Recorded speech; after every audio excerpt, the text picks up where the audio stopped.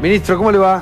Hola, ¿qué tal? Te voy a tutear, ¿no? ¿Cómo andás, Axel? No te conocía. Ah, bueno, yo ¿Cómo andás, bien? Personalmente, bien. Bueno, gracias bien. por venir. No, por favor, gracias por venir al programa. Recién venimos de un informe que tiene que ver un poco este enfrentamiento de periodistas que hay en este momento.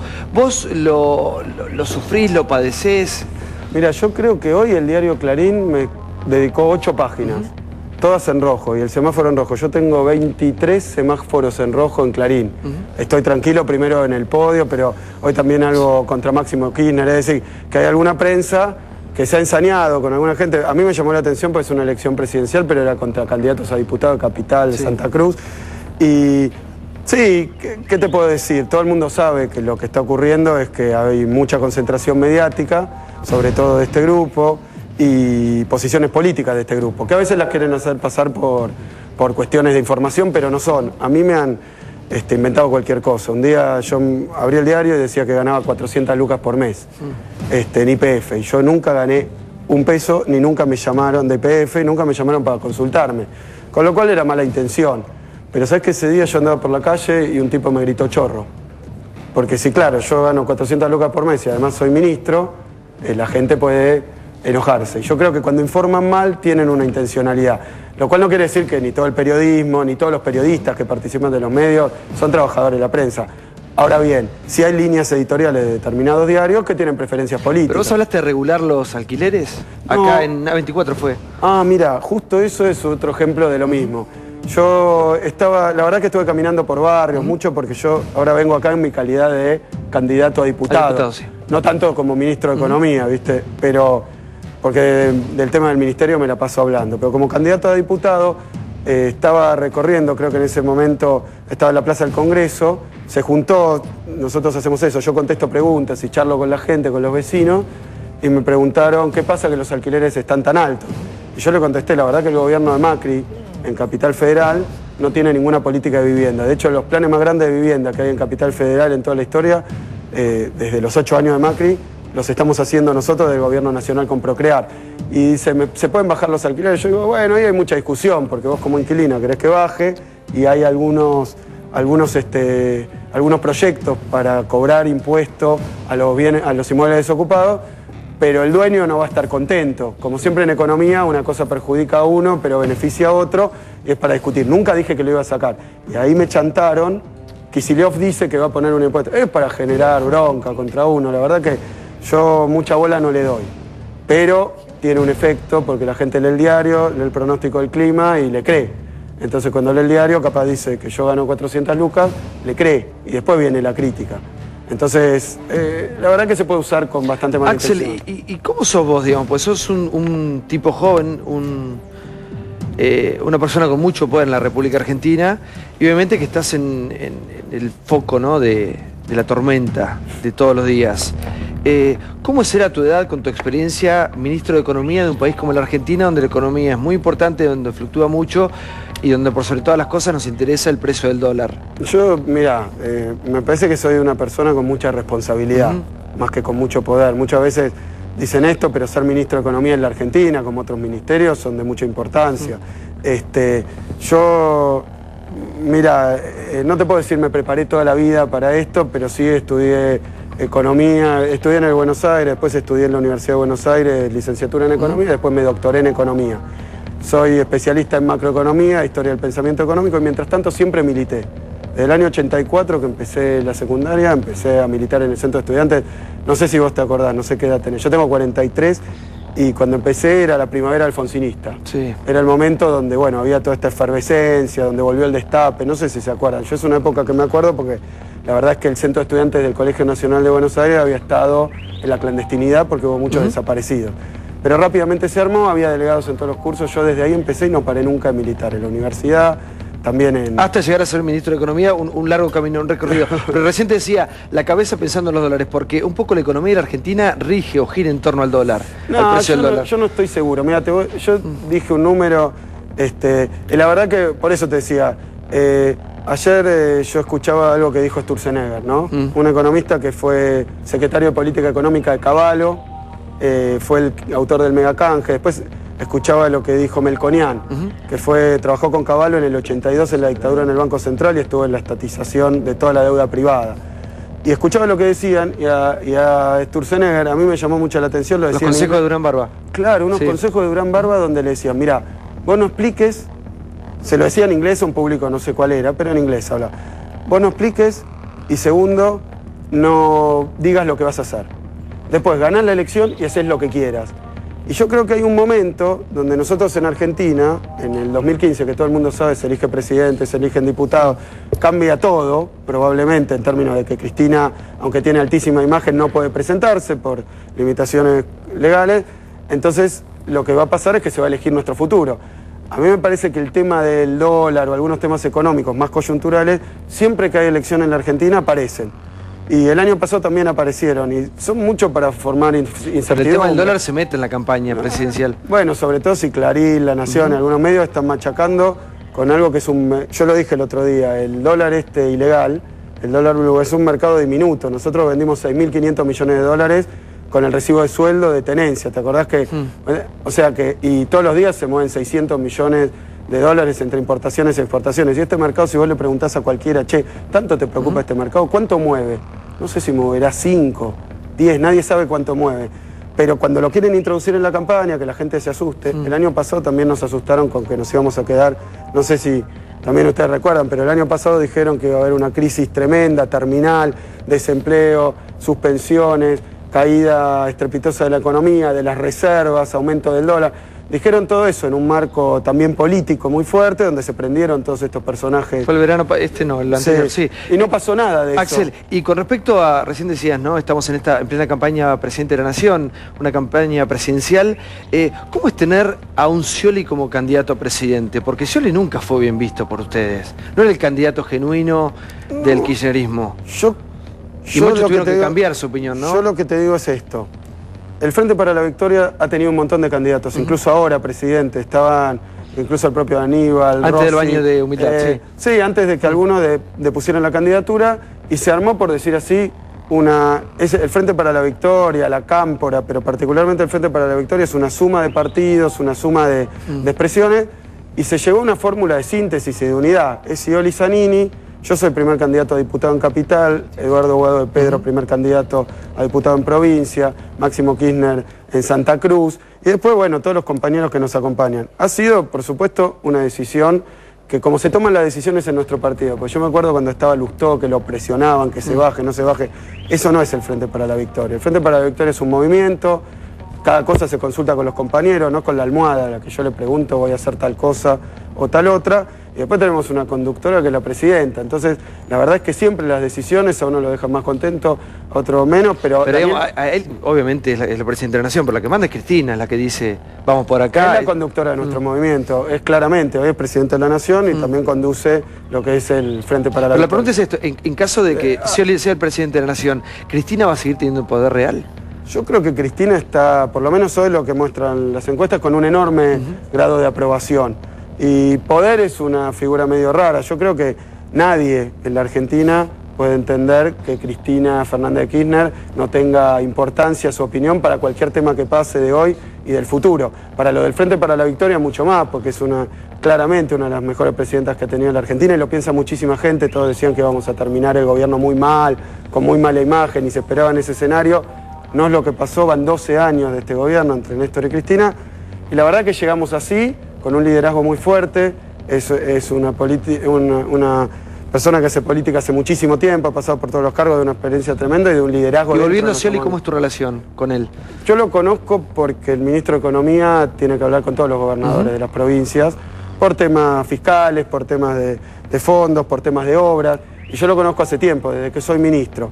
La verdad que no tengo una relación previa. Sí, vos preguntabas de Scioli. Scioli fue vicepresidente de Néstor Kirchner. O sea que no es alguien ajeno al movimiento, ni mucho menos. Siempre ha estado en los cargos más importantes que tiene la política argentina. Gobernador de la provincia de Buenos Aires por el Frente para la Victoria. Siempre ha sido nuestro movimiento desde que con Néstor Kirchner empezó. Con lo cual a nadie le cabe duda que es un hombre de nuestro espacio. Incluso cuando algunos se fueron, algunos dudaban, nunca Scioli dudó. Y lo que está diciendo todo el tiempo es que él viene... Pero Scioli es un tipo mucho más abierto, o siempre se mezcló, es un tipo que iba a los programas de Canal 13, de TN, es otra persona, diferente a ustedes, digamos, que hace otro tipo de política a lo que son ustedes. Y te quiero preguntar con respecto... No sé, mira, yo estoy acá y... Después de mucho tiempo que te hemos invitado. Sí, pero porque también el ministro de Economía, vos pensás, yo ahora soy candidato y se presta más. El ministro de Economía puede dar conferencia de prensa, puede explicar las medidas. Siempre a mí me dicen que pero hablo muy largo. hay una apertura de la cámpora, hay como una...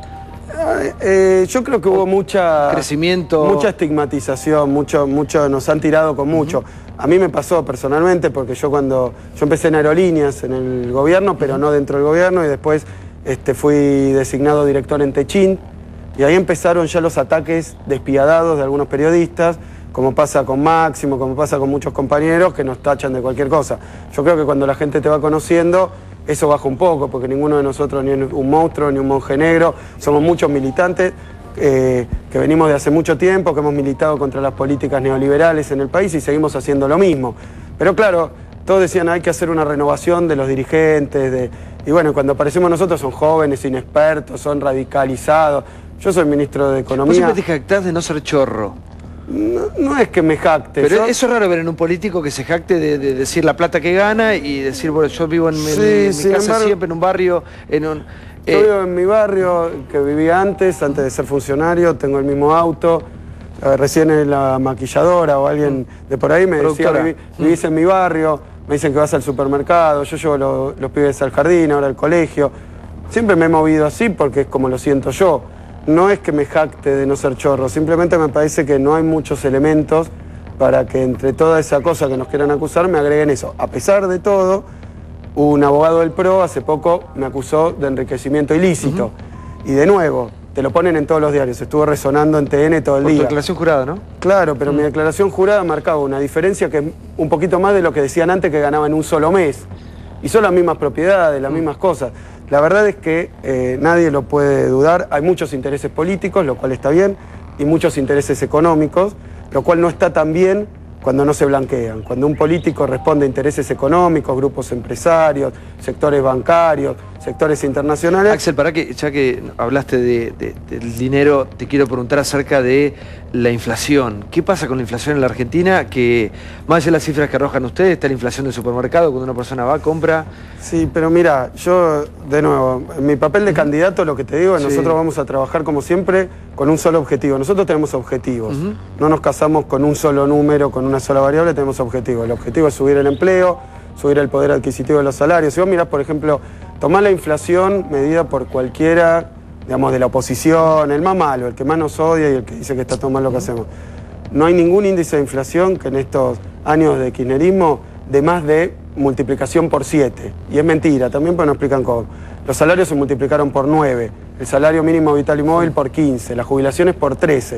Es decir, nuestra obsesión no es que los salarios y los ingresos estén por encima del movimiento de los precios. Y eso es a futuro también, porque hay países y hay candidatos y hay economistas que dicen, bueno, hay un problema inflacionario. Mira, te digo, un economista de la oposición, alguno de esos que habló por ahí, el año pasado decía que la inflación era 60 y hoy dice que no más de 20. O sea, bajó 40 puntos la inflación. Es decir, que ha habido una fuerte desaceleración de los precios, indudablemente, nadie lo duda. Propios, ajenos, con sus índices, con el índice del supermercado, todos lo dicen. De hecho, Broda, en esos mismos videos, decía, además, la economía va bien. Está yendo bien a la economía. Lo cual decía, bueno, y es perverso, macabro. Es rara esa opinión. Parece que querían que la economía le fuera mal y generar psicosis con el dólar, la inflación, las reservas, los pagos de bonos, para que nosotros tengamos problemas en estas elecciones. Ahora, hace un punto, ya vamos con los chicos. Recién nos nombrabas a Máximo y hablabas de nosotros. ¿Cómo es tu vida hoy junto a Máximo, digamos, y a Cristina, en este momento que ellos están terminando este mandato? No sé qué pasará en el futuro, pero ¿cómo es haber transitado con ellos este camino? Mira, para mí vos lo pasaste todas con ellos. Fue una experiencia alucinante conocer tanto a Cristina como Máximo. Yo como militante, digamos, como alguien que trabaja por los intereses de la gente. Eso es lo que yo estoy convencido desde que era pibe. ¿Y cuáles son los que nosotros no conocemos? Pues nosotros conocemos las figuras públicas, ¿no?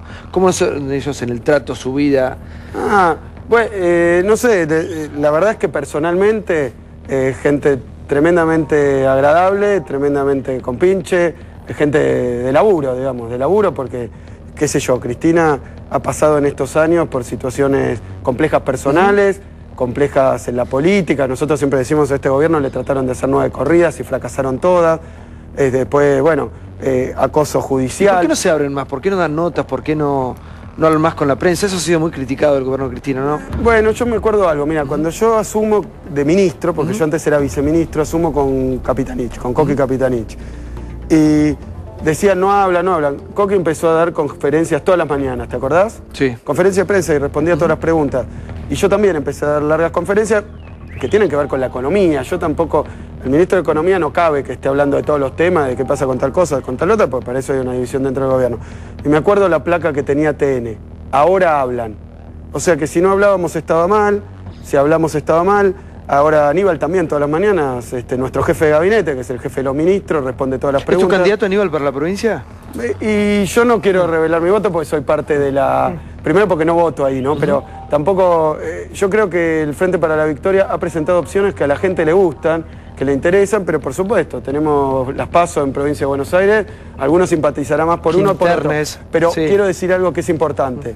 Tanto Scioli, como Zanini, como Aníbal, como Julián, como yo mismo, como todos nuestros candidatos dicen, nosotros venimos a continuar con el crecimiento, la distribución del ingreso, el desendeudamiento y la industrialización del país. Esos son nuestros objetivos. Me parece que no tenemos el lío que tenemos. Para que hay mucha pregunta. Sí, por favor, Luis. Habría 150.000, una consideración personal y una técnica. La personal, afloje con enojarse, ministro, con los periodistas. ¿Sabe qué? Es una de las personas más interesantes para escuchar usted del gobierno, de verdad. De verdad, aunque no coincido en montonazos de cosas, pero su enojo permanente me parece que si fuera psicólogo le diría, y que si ahora habla, no, pero la pregunta es muy concreta, de las miles que se me ocurren. Háblele en esta suerte de gobierno que tiene a veces épicas revolucionarias al 1.200.000, 1.500.000 de jubilados que viven con 3.800 pesos. Mira, vamos a empezar así. Primero con respecto a enojarme. Hoy me pasó a ir a un programa a la mañana que un periodista me discutía el número que pagan determinado impuesto. Y me lo discutía, como si yo le estuviera mintiendo. La verdad que yo soy el ministro de Economía, conozco muy bien el número, y él no sé de dónde lo había sacado. No lo critico, pero cuando te discuten cosas indiscutibles, la verdad que no es enojarse, pero también ser firme, porque tampoco se puede, digamos, discutir bajo... Podés estar de acuerdo o no estar de acuerdo. Y a veces a mí me tiran cosas... Lo han acusado a usted de que quería escrachar a la gente, porque yo vi esa nota y no había intención de... Claro, pero... La verdad, está de acuerdo. Pero digo, háblele a los jubilados que ganan 3.800 pesos en esta revolución... Le voy a hablar a los jubilados. ¿Y sabés qué puedo decir? Cuando nosotros llegamos al gobierno, había 3 millones menos de jubilados. 3 millones menos de jubilados. Ahí oía lo que decía... Melconian, creo, en esa grabación, hace poquito, en mayo, y decía, ¿qué pasa? Este gobierno jubiló a la gente sin hacer los aportes y gasta 5 puntos del PBI. Claro, gastamos 5 puntos del PBI en pagarle a los jubilados que no hacían los aportes. ¿Por qué? Porque vos después podés hablar de nivel. Hoy hay una fórmula que actualiza las jubilaciones por encima de cualquier índice de inflación que hay. Pero obviamente, jubilar a 3 millones más de personas que no hicieron los aportes, ¿y por qué no lo hicieron? Porque muchos los culpabilizan, vos no hiciste el aporte y yo le hablo a los jubilados. Muchos de esos no estaban jubilados y nunca se iban a poder jubilar si no había un plan de inclusión jubilatoria como el que hizo este gobierno. Después los niveles, por supuesto que uno puede jubilar. Nosotros pasamos del 60% de los viejitos argentinos en edad de jubilarse al 97%. No pasa en ningún lado de Latinoamérica y creo del mundo. ¿Por qué lo hicimos? Porque antes habíamos estatizado las AFJP. Entonces, todo eso son caminos. Si vos me preguntás, ¿los jubilados tienen que ganar más? Sí, claro que tienen que ganar más. Todos los trabajadores más, todos tienen que ganar más. Por eso nos estamos presentando elecciones. Johnny, por favor. Ministro, ¿por qué el gobierno nos puede decir con exactitud cuántos pobres hay en la Argentina y si cree que el señor Guillermo Moreno destruyó el sistema de confianza a la estadística pública cuando fue la intervención del INDEC?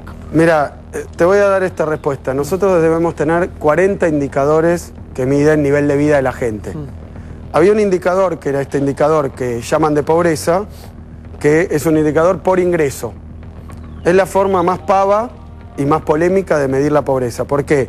Porque vos tenés que agarrar una canasta de bienes que decís que si no los tenés, sos pobre.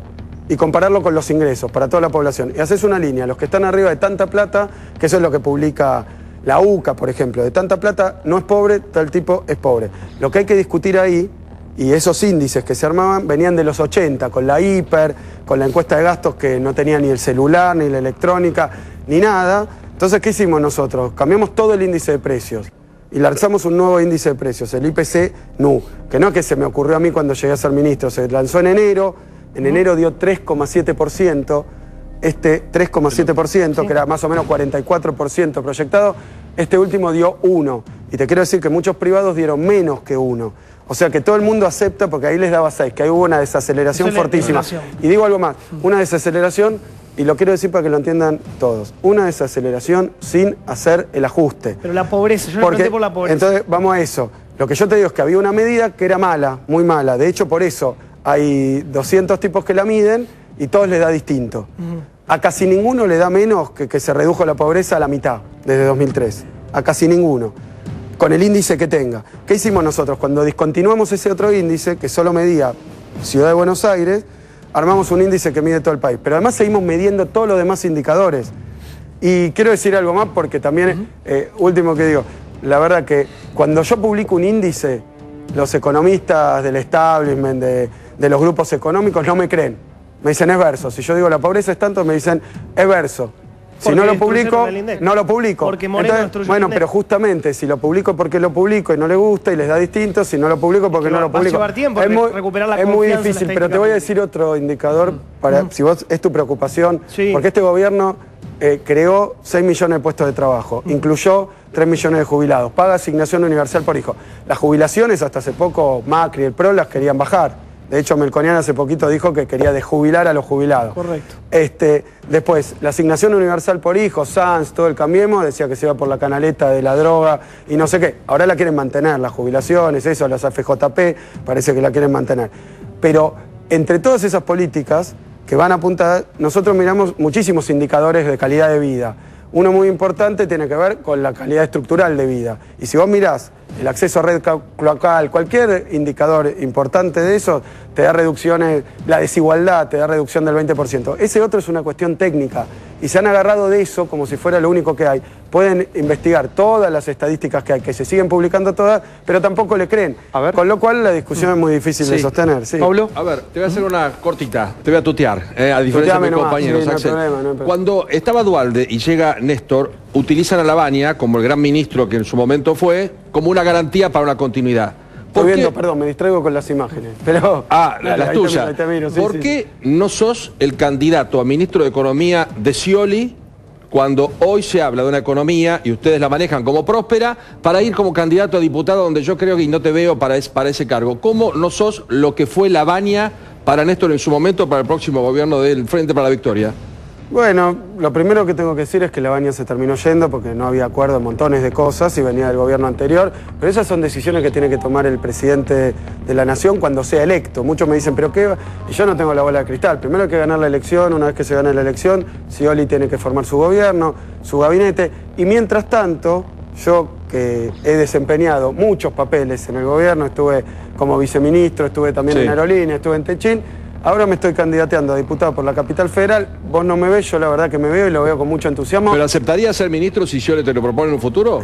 Lo que pasa es que la verdad es que futurología me parece como una especie de... Presión. No solo presión, me parece que algunos lo han usado ese tema. No me quiero pelear con nadie, pero quiero decirte, algunos han usado ese tema como para condicionar cuál va a ser la política económica del gobierno. Scioli lo ha dicho claro, él quiere desarrollar la Argentina, seguir creciendo, seguir incluyendo. Entonces yo con todo eso estoy de acuerdo. Ahora yo, mi lugar en un gobierno no lo decido yo solo, decía recién, lo decido con mis compañeros y lo decidimos según los liderazgos que hay Luis, por favor. en el movimiento. En línea, porque quedó sin contestar. ¿Se puede vivir con menos de 5.500 pesos como más del 50% de los trabajadores? ¿Se puede vivir con 3.800 pesos de los jubilados? Yo te digo de nuevo, durante estos 10 años, 12 años, cualquier índice de precios, que sería lo que me diría si se puede o no se puede, el más grande, el más exagerado, creció 7 veces. Y el salario mínimo vital y móvil, que ahora acabamos de aumentar y va a estar mal, en 6.000 pesos. Sí. ¿Se puede vivir con 6.000 pesos? Mirá, creció 15 veces. Yo la verdad es que lo que veo es que la gente le está yendo mejor, nadie está bárbaro, ni en Argentina se erradicaron los problemas. Si no, nosotros nos retiraríamos y le dejaríamos la posta a otro. La verdad que yo lo que digo es que hay que seguir trabajando para los que son nuestras obsesiones, que cada vez haya mejor empleo, cada vez la gente viva mejor. Pero bueno, veníamos del 2001, veníamos de un desastre, hoy no estamos claramente en ese desastre y cada mes, cada año vamos avanzando.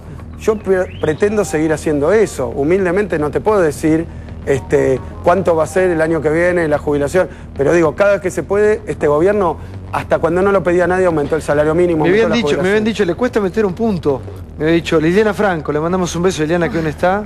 Mi amiga Liliana. Es amiga suya, sí. Tuya, sí. Ministro, le hago una consulta. Es periodista en el ministerio, por eso, sí, es de ahí de la sala. Pero ella es muy crítica del gobierno, pero habla bien de vos siempre. Bueno. Ministro, como dice la oposición, ¿existe alguna posibilidad de devaluación después de las PASO en la Argentina? ¿Y qué opina de que Macri dice que si gana su programa económico, empieza quitando el cepo? Miren, yo decía, los economistas que rodean a Macri son los mismos que estuvieron con Menem, con Cavallo, en la década de los 90. Y no cambiaron de idea. Ahora Macri cambió de idea, aparentemente, porque dice que todo lo que iba a voltear de planes del gobierno, de medidas del gobierno, y tengo muchas para mencionar, porque cada día sale con una nueva, aerolíneas, YPF, la jubilación, la asignación universal por hijo, todo eso va a continuar. Cuando uno ve los consejos de Durán Barba, lo que le dice Durán Barba, ustedes no hablen, háganse los logi, cállense la boca, no expliquen nada y no prometan nada. O sea, que qué van a hacer, yo no te puedo decir porque nunca lo dicen, no hablan del futuro. Por eso yo te decía, a mí me gustaría hablar del futuro, hay mucho para hacer en la Argentina. Ahora, estos candidatos hablan, que es el Consejo de Durán Barba. Vos machacá con la inflación, machacá con el dólar, machacá con el atraso cambiario, machacá. Y todo eso no sirve para otra cosa que para sembrarnos miedo a los argentinos, que tenemos que definir los próximos 4 años. Yo no digo ni que todo esté bien, ni que no haya errores. Lo que digo es que tendríamos que estar discutiendo efectivamente cuál es el proyecto de país que quiere. Yo veo que su proyecto de país es el mismo que aplaudía de pie, que son las privatizaciones. Macri no es que estuvo cercano a las privatizaciones, fue uno de los empresarios argentinos que participó en la privatización del correo. O sea que le encantaron, se dedicó a eso. Y cuando dice, voy a mantener aerolíneas o voy a mantener YPF, a mí me llama la atención porque siempre pensó lo contrario. Sí, la devaluación, sí, no dijo. Devaluación, sí, pero quedó pendiente el tema de devaluación, si van a devaluar o no. Mira, la posibilidad. Yo lo que veo, por eso, yo lo que veo es que ese es uno de los temas que siempre surgen en el marco de la campaña electoral y genera mucha incertidumbre. Por eso nosotros desde el gobierno, decimos todo el tiempo que las reservas están más altas, el doble de lo que decían que iban a estar. O sea, que no hay problema de reserva, que los vencimientos de deuda los podemos afrontar perfectamente, que seguimos importando tranquilamente, porque si la economía reactiva y crece, quiere decir que no hay problemas de insumos generalizados. Entonces, que las cosas vienen bien, que yo no tomaría decisiones apresuradas. Y también eso, ¿viste? Cuando hubo un corrimiento cambiario a principios de 2014, dijeron, ¡qué desastre! Devaluaron. Que yo salí a explicar y hablé como 3 horas explicando qué había pasado, que tenía que ver con una empresa, con otra empresa, y detuvimos ese movimiento. Lo detuvimos, fue un corrimiento del 20%. Y ahí dijeron desastre, porque la devaluación es inflacionaria y es recesiva. Y ahora dicen que hay que devaluar. Entonces, se te mueven todo el tiempo. Cuando devaluamos porque devaluamos, cuando no devaluamos porque no devaluamos. Y yo lo veo difícil porque no creo que nadie pueda ser tan irresponsable como para decir ese tipo de cosas, excepto que quiera que vos estés con la duda. Y lo logró, porque vos estás con la duda, porque Macri lo dice, vos estás con la duda del dólar. Entonces la gente empieza a asustarse y a generarle, atraso cambiario, todas esas palabras que en la Argentina siempre han servido para hacer desastres. En economías regionales, Brasil no para de devaluar. Cae la economía, aumenta el desempleo, aumenta la inflación. Es increíble que insistan con una receta que al lado de este país muestra los efectos sociales y en términos económicos es un desastre. Para que quiero hay otros intereses en juego. Que pregunte Jonathan Viale, porque había puesto en Twitter, me dijeron espantoso que no podía preguntar. ¿Por qué espantoso? Porque no podías preguntar. Sé que al principio yo tenía ganas de aclararle varias cosas al ministro, porque en un momento Kicillof dice... Pero no me parece justo con el programa. Sí, con el programa no, yo hablé del ministro, que tenía decisión de no contestar preguntas y celebro, me pone muy contento que tengamos esta posibilidad de interpelarlo. Me parece perfecto, pero al principio parecía que no y me pone muy contento que sí. ¿Sabes por qué puse eso en Twitter? Porque vos en un momento... No sé ni qué pusiste en Twitter. No importa, vos al principio dijiste el tema de la regulación de los alquileres en la ciudad de Buenos Aires, que lo habías dicho en una charla de campaña. No prometí eso, lo que dije. No, que vos dijiste que eso lo habían levantado una charla. Que había algún proyecto y yo dije, pero tiene pros y contras, y nunca lo prometí, nunca dije que lo iba a hacer. Esos títulos los sacaron del otro día cuando viniste al programa del AGE, cuando vos dijiste, quiero leer textualmente, hay que regular desde el Estado el tema de los alquileres. No digo fijar un valor máximo, pero sí, por ejemplo, que si alguien tiene un inmueble y no lo alquila, cobrarle impuestos. Bueno, no textual pero tuyo. Yo estaba diciendo en ese momento, y lo dije también en otras 2 charlas, dije, bueno, el problema que tiene, que es efectivamente el problema que tiene, que un tipo que invierte para después tener un inmueble y alquilarlo, si vuelve a regular los alquileres, capaz te deprime la inversión. Es como todo en economía, es como todo, no hay soluciones mágicas, pero lo que yo dije, y me parece que fue lo sustancial que dije, es que la política habitacional, de planeamiento urbano del señor Macri ha sido nula, con lo cual si los vecinos, cada vez que voy, me dicen, che, los alquileres son muy caros, hay inmuebles desocupados, yo lo que decía es, hay que hacer algo y hay proyectos donde se puede trabajar ese tema.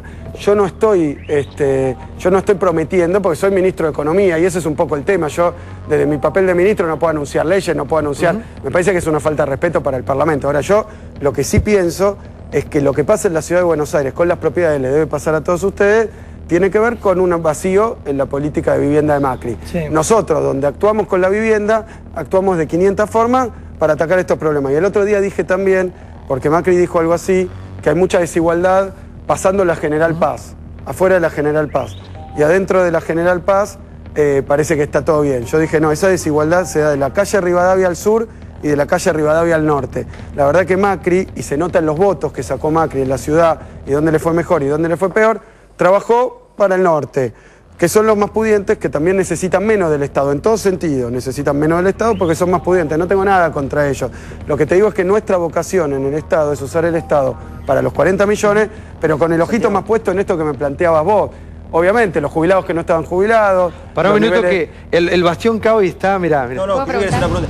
No hay más tiempo, igual, sí, por favor. Una autocrítica nada más. Ver, creo que es cierto... Autocrítica al espacio del kirchnerismo. Que era lo que decía Novarecio, que tendría que hablar más la presidenta con los periodistas, vos también y más. Porque cuando vos hablas, fíjate, están todos en silencio, siempre son cocoritos, y hoy están todos como calmados. Sé que cuando hay fundamentos, que cuando hay fundamentos, se acaban los momentos así de tensión y de... sería bueno hablar un poco más. Pero para la pregunta es, ¿se puede terminar el año en 6 meses? Como dijo De Claro. Que no es que no estoy respeto a mis compañeros. Francamente me parece una falta de respeto. A ver. Débora, por favor. Ministro, la última. Usted dijo que vino acá no tanto como ministro, sino como candidato a diputado. Por eso me gustaría preguntarle si llega una banca como el kirchnerismo hizo tanto por la igualación de derechos, matrimonio igualitario, identidad de género, etcétera, por sí o por no, porque no hay tiempo. ¿Qué posición tendría usted si se avanza en otro derecho más del cual se habla mucho, que es la despenalización del aborto? Sí, eso es una pregunta que me han hecho bastante. Yo lo que digo es que adentro del Frente para la Victoria hay posiciones encontradas. Hay otros puntos donde hay más unanimidad, como fue el matrimonio igualitario, donde hemos hecho avances sustanciales y hemos trabajado con eso. En este punto hay posiciones encontradas, con lo cual no se ha llegado todavía a una síntesis en el espacio. Se sigue debatiendo, como todas las cosas, pero yo en este cargo justamente me parece que tengo demasiada influencia. Yo lo que diría es, adentro de nuestro espacio se está discutiendo, hay temas donde es un tema a debatir. Por supuesto, como todos los temas, pero respetame que yo no quiera poner mi posición porque no es tan relevante, porque la verdad que si es un voto más, un voto menos... si es un voto más, un voto menos. Lo que yo digo es, al interior de nuestro espacio se está debatiendo, porque nosotros en general discutimos en nuestro espacio para poder acompañar como bloque cosas que nos han criticado y que después se han convertido en nuevos derechos de los argentinos, que son muy importantes, derechos de las mujeres, el matrimonio igualitario, es decir, hemos hecho avances muy importantes. Yo creo que hay que seguir avanzando y seguir debatiendo.